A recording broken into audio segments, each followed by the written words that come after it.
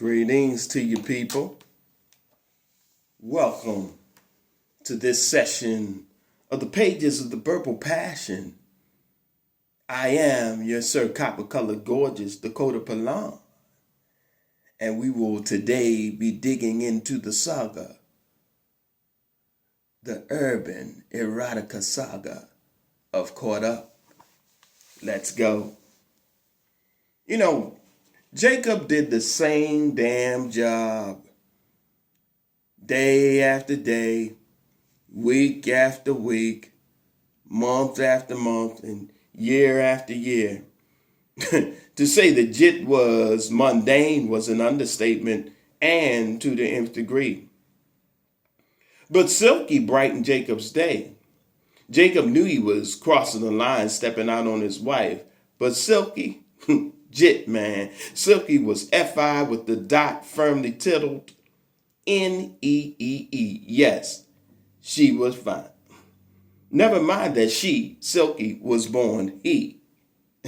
Jacob had been brought up with hardcore Christian, thus homophobic values, but those quickly left the building when Silky came around. Her short, kinky curl, light skin, and curvaceous bod had Jacob's meat on stiff, so much so he had to keep a magazine or book around on hand to cover those revealing parts, And as for Josephine, well, it had been months since he'd even seen or touched her. I mean, sure, they were married, but these days it was more of an arrangement. They were more like roommates. And she did her thing and he did his.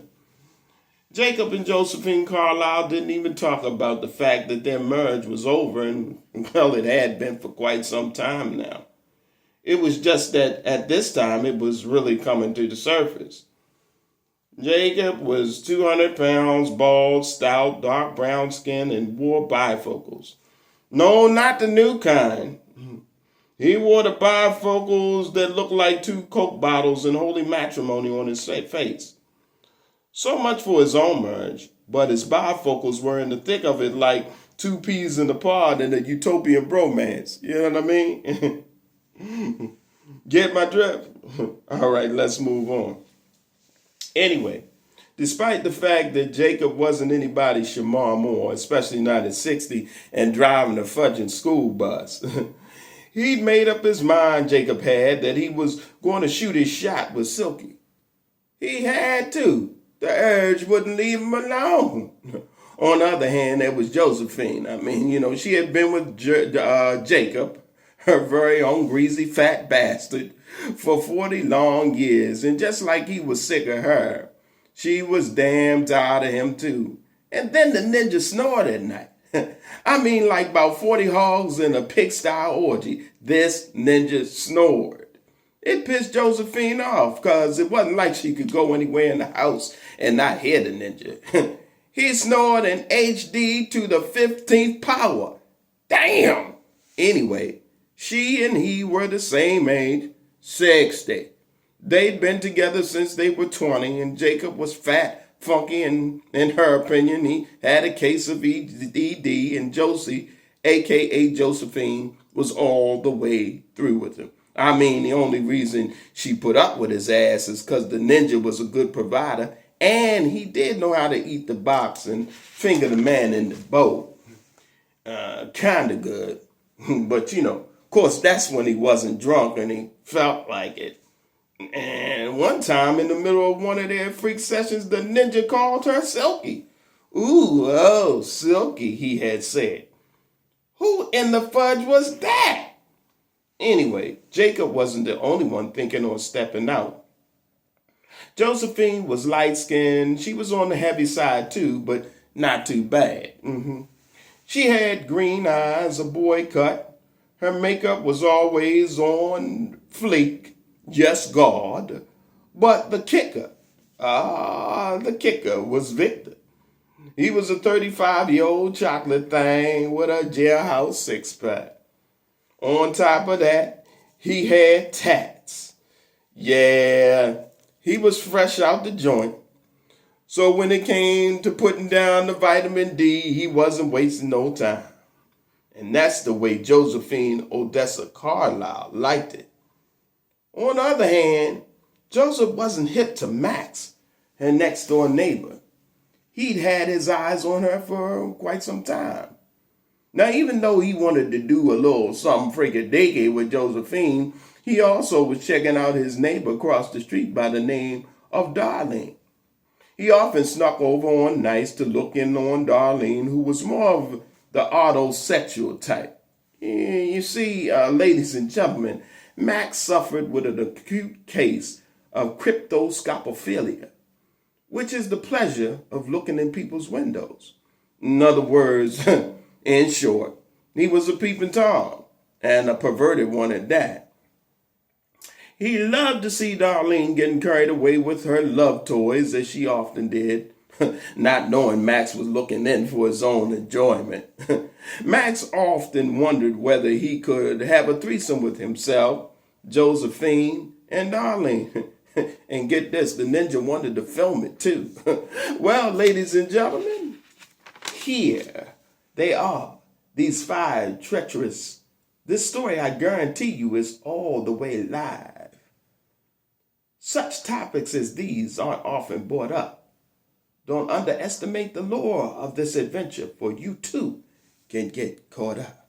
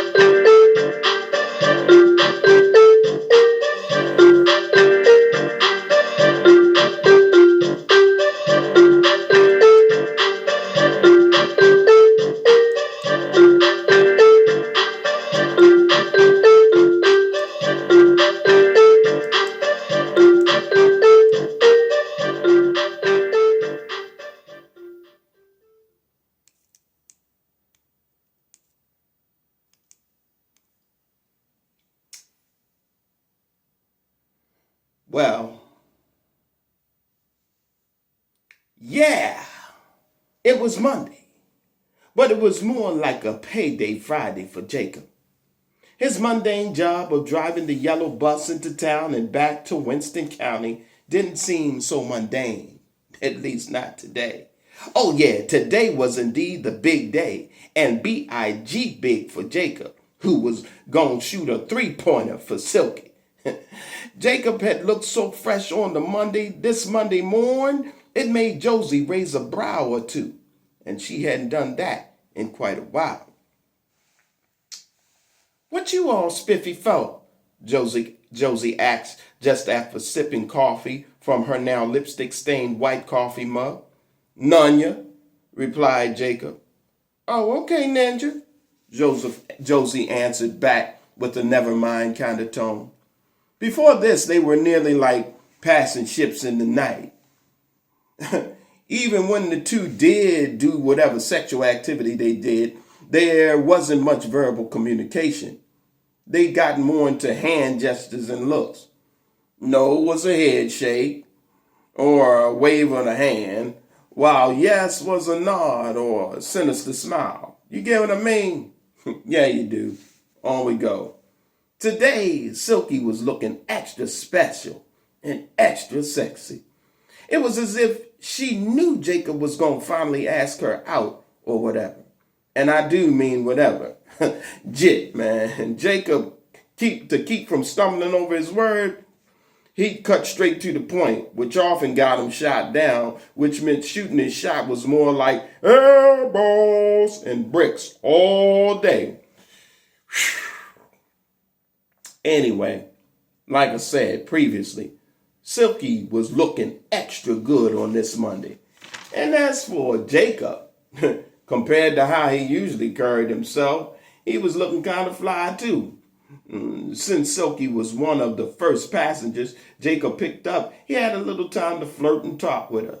There was one other passenger Jacob picked up, but it was the young boy Tiger, who always had his earphones on listening to that rap jit. Jacob hated that rap jit, but he wasn't too pressed today because his focus was on sexy ass Silky. When she boarded the bus, he'd already told her he wanted to rap to her, and to his delight, Silky seemed to be interested in what he had to say, what he was going to put down, you know what I mean? As Tiger got off at his stop, Jacob did the come hither finger to Silky. She smiled and came to the front of the bus. Well, first, I just want to say how nice you look today, Miss Silky. Jacob pressed on with a smile. Not to let on that his cheap cologne was too strong. Silky said, "Thanks, Mr. Carlisle. That's so nice of you to say." "You're welcome," Jacob continued. "I was wondering whether you and me, that is, might get together sometime. I really would." "Let me stop you right there, Mr. Jacob. Just because I'm transgender doesn't mean I want or am into every ninja I see. Y'all think all us in the ubiquitous community are some dick drunk, sex crazy fools, but we do have class, discipline, and maturity. And I will not be disrespected or treated like some back alley fantasy and or tramp." Well, after Silky's mouth felt full, Jacob nervously cleared his throat and spoke up. "Wait, Miss Silky," he said. He started to say more when Silky interrupted with, "Besides, aren't you married?" "I don't do married and I don't do boyfriends neither, ninja." At this point, Jacob thought his shot was another airball. But something in his gut told him to keep putting his mag down, and that all Silky was doing was playing a little hard to get. "Hey, Miss Silky," Jacob said cautiously. I hear what you're saying, and I respect it sincerely and wholeheartedly. Yes, I am attached, but I wouldn't call it a marriage anymore. My wife and I have not been happy for quite some time, man. And you really, really caught my interest, Miss Silky. I think if we got together, we'd find that we really like one another. Would you at least think about it?" "Okay, Mr. Jacob," said Silky as they arrived at the next stop to pick up the next passenger. Quickly, Jacob handed Silky one of his business cards, hoping she'd call him. With a quick smile, one to the other, Silky went back to her seat on the bus and Jacob went back to professional mode in his driver's seat. The next passenger was Mrs. Gilchrist, an old nosy white woman, and neither Jacob or Silky wanted that white nosy heifer in their business. You know what I mean? At work, on his breaks, Jacob thought of Silky and the possibility of them hooking up. He hadn't taken too bad of a shot. It was more like 2 points at the free throw line. In other words, the play wasn't a slam dunk, but what he did kept the game going on. Anyway, also at work, Silky, who was a receptionist, was also thinking about Jacob, but not romantically like Jacob was her. Silky saw the color green as in go and as in the color of money, and she planned to make a move on Mr. Jacob.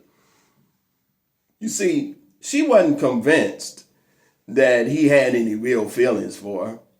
Silky felt that Mr. Jacob, like a whole lot of ninjas, just wanted to pluck.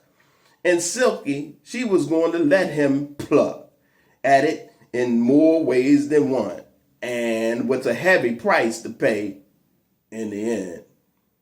Meanwhile, things were getting hot and steamy with Josephine and Victor. At a hotel on the east side of Winston City, the two were getting down to the get down with quite the cacophony of sexual sounds ensuing.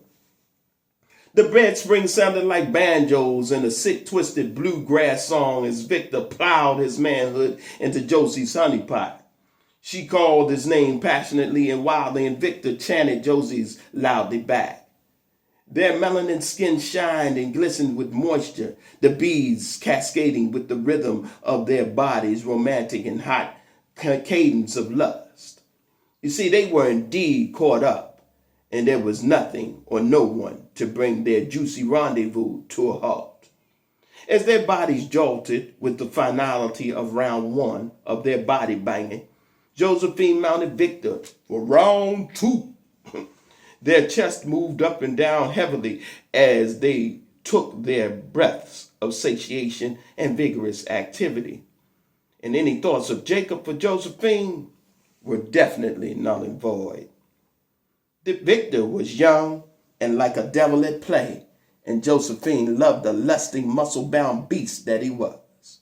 While this was going on, Darlene finally caught Max looking in her window. Tune in next time for the pages of Birthful Passion. I'm out. We'll see you later.